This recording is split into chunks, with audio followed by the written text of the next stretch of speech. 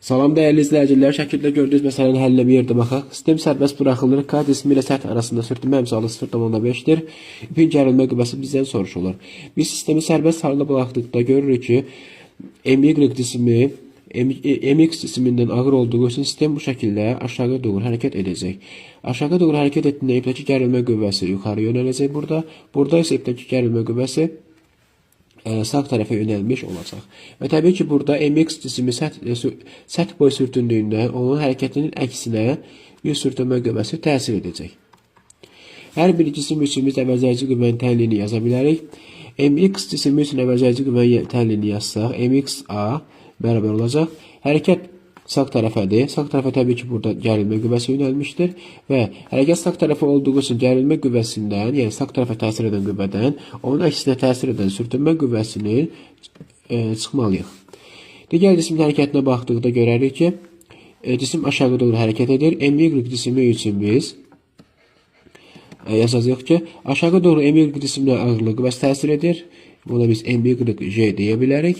Və yuxarı doğru gərilmə qüvvəsi təsir etdiyində, deməli, ağırlıq qüvvəsindən MY-dən biz ipə təsir edən gərilmə qüvvəsini çıxacaq.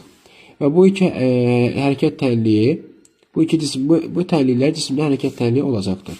Diqqət etsək, biz burada MX cisimdən sürtünmə qüvvəsi təsir edir və buradakı sürtünmə qüvvəsinin qiymətini tapsaq, yazmalıyıq ki, M və təbii ki, burada N MJ bərabər olacaq. Olacaq MXJ şəklində ifadə edə bilərik.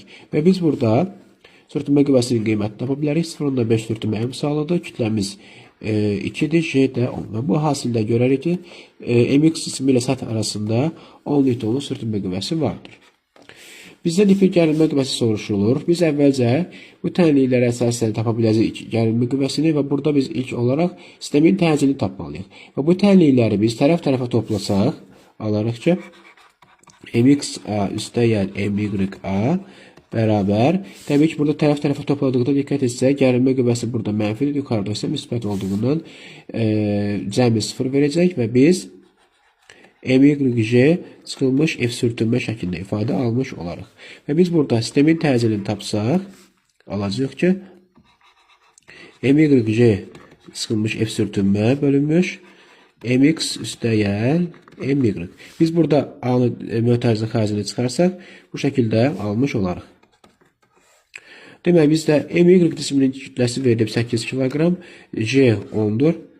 Sürtünmə qüvvəsinin qiyməti tapmışdıq 10 Newton. MX cismi 2 kg və MY cisminin 8 kg olduğunu cəmi 10 verəcək və bu